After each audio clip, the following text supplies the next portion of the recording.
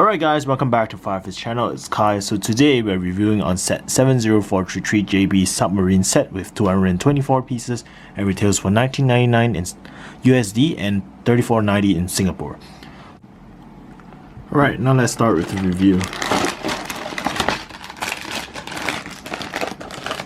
Check out my real-time video in another separate video which will be down in the description, and also check out the haul video for this related to this particular set in the description below as well. So yeah, see you in the next section.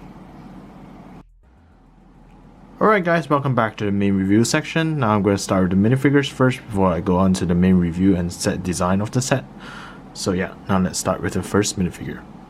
So for our first minifigure we have Vach Geest Jackson, which is the great-great-great-great-grandfather of Parker Jackson, which is another minifigure provided in this set. So if we look closer with this minifigure, we can see that he has those vintage hat over here. So if you didn't know, he's basically a ghost at this point because he has long since passed away in the Hidden Side world. So he lives as an anger ghost inside the Hidden Side, basically.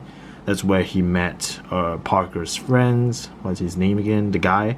The main boy character inside the Hidden Side show. So yeah, so this is pretty nice design in the way whereby he has the ninja mask but in terms of green in color, so I'm guessing it's kind of a similar color to what Lloyd usually wears in some of the seasons. He has the retro hat as I mentioned, and then if we look at his torso, it's actually pretty special in the way whereby he has those really retro hunter style kind of torso piece with green undershirt down there and also like a brownish jacket above with some of those bullets that he have on his kind of utility belt, and also he has those belts and some of those accessories that he has in his leg piece as well, which is pretty nice looking. So yeah, if we look at his face print,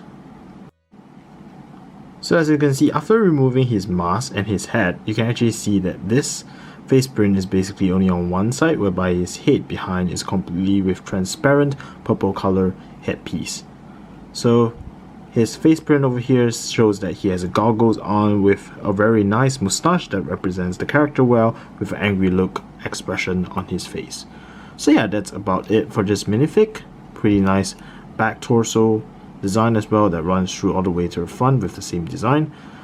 So yeah, now let's move on to the next minifigure, which is his great-great-great-great-granddaughter, Parker. So yeah.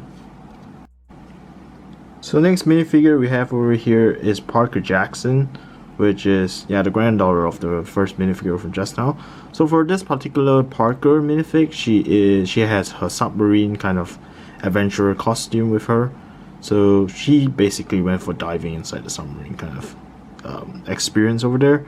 So she has her headphone, which is how do I say, cayenne blue in color right now, with some cayenne blue on her torso piece and leg piece as well, which is pretty nice.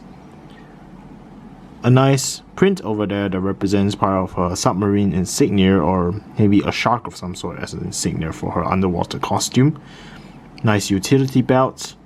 Nice prints on her leg piece as well, with some rubber shoe leg prints, and then some pads over here to protect her knees or something like that. And then she comes with one accessory, which is her catching ghost handphone over here. So that's pretty nice. I think it's included in many other sets as well, so that's nothing special actually. So she has one angry face expression and has a more ecstatic and more happy face expression with this minifig as well. Yeah, so this is the back of the torso.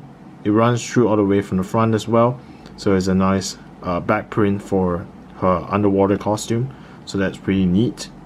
And that's kind of it for this minifigure. Otherwise, the hair piece is actually different from the season 1 wave of Hidden Side, as this hair Parker actually changed her hair throughout the seasons. So whereas the first season had her with a more beanie and high school kind of look, the second season shows that she was more mature in terms of her hairstyle, I guess. So yeah, that's about it for this minifig. Now let's go with our last minifigure over here.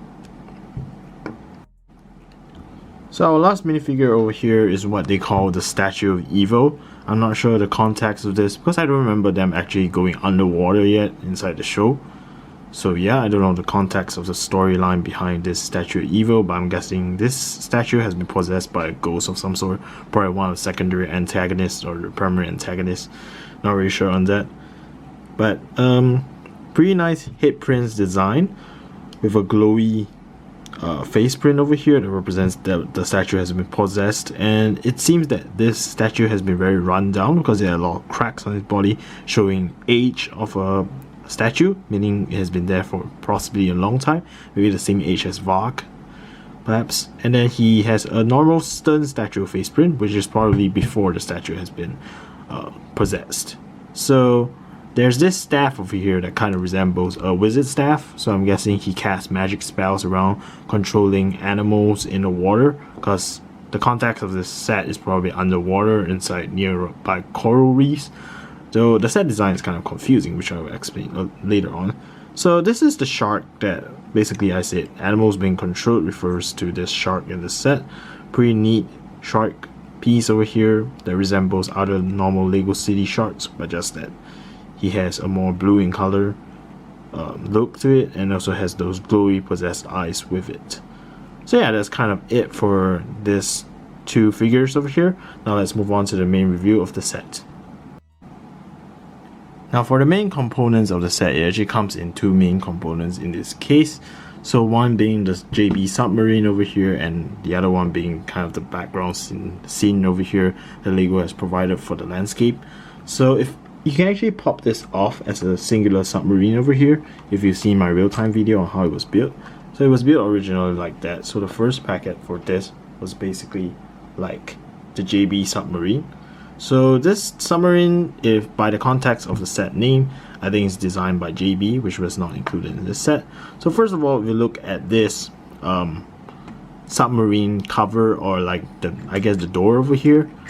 So all of this prints on top of this transparent clear piece I actually printed. So that was a very big reason why I actually purchased this set, because I do love new printed pieces. And over here there's like 5 prints over here technically.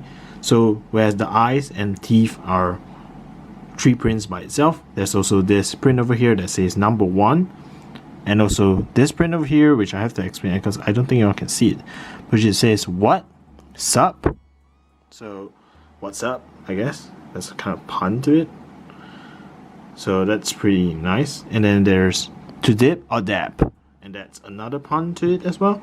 So there's quite a lot of Easter eggs in this, whereas even in the stickers itself, such as this sticker over here that says JB to dip or dap 97, all of these are pretty good Easter eggs or puns to the show, which is pretty nice design in general. So the only print that was given in this set would be definitely the transparent clear piece over here. Otherwise, all the other pieces that you see that might be prints are not prints. They're stickers. So yeah, so the general design of this submarine is pretty cool, because if you look at it, basically the thing that is open up, and after that you can see JB here. So if I pop out JB, there's actually 2 other stickers in here that represents the monitors that she used to control the submarines. So yeah, these are 2 stickers over here that represent the monitor. So if you see from here, these 2 are actually nice window pieces over here that helps you see the back of like the propeller piece for the submarine. So that's pretty nice in terms of the design. And then if I look from the outside, this is basically like, how do I say it, I guess lighting for the submarine to look around underwater so that you can see whatever's down in the deep sea. And then these are like, I'm guessing possibly missiles of some sort whereby you shoot out. So that's just my imagination going wild, but I'm not sure whether this is like a handle for the submarine or is it like for them to shoot missiles of some sort. But one thing I definitely know is that this is the main propeller piece that helps the submarine to move around underwater, and you can move it up and down like that. 360 is possible, so all the way up and down. The propeller can move in whichever direction you want, technically, as long as not left and right. So yeah. So this is the connector to help you connect back to the main landscape over here, which I will now allow you all to see. So I can just connect this back over here. sorry, not here, back over here, and that's it for the submarine. Now moving on to the main landscape over here, I'm guessing, okay, this is a bit confusing as I mentioned. So when I looked at this, I thought it was like a half forest, half coral reef scenario, because usually you don't see this kind of like black structure down in the underwater ocean. I mean, you just don't. This looks like a tree to me. A tree usually doesn't exist underwater. But I think what LEGO is trying to represent in this case is coral reefs, so I'm gonna go with that. So there's like blue leaf pieces over here, tree pieces over here that represents corals, I'm guessing. And there's a black coral behind as well, if you can see over here. Some bricks over here for some reason. And yeah, it's a pretty weird landscape to look at. And then there's some mechanics over here as well, which I'm not sure what's that about. But possibly because, I don't know, the Statue of Evil was plotting a plan underwater, and then he decided to control most of the animals around, like a shark over here maybe. Not really sure the context of it, but the general look of this is not bad. It's pretty weird, but it's not bad. I like the stickers over here. The design of this weird coral reef looking thing over here with that sticker, that's really neat. How the statue just looks non-ominous if he doesn't have that weird look to him. And then there's a brick over here that pretty lines up pretty well with the background of this as well, with the dark gray behind. So that's pretty nice. Alright, so there's another feature to this set that I haven't shown you yet. So as you know, this is basically where you scan into the application. So different colors will mean that you need to change to different ghosts, yellow, blue, or red. So yeah, that's how you basically catch the ghosts in the game if you're the catcher. Nothing much to that. I just feel that I'm just gonna say that I don't like the design of this always, because it really doesn't match as well. Just imagine this whole set, suddenly there's a red piece over here.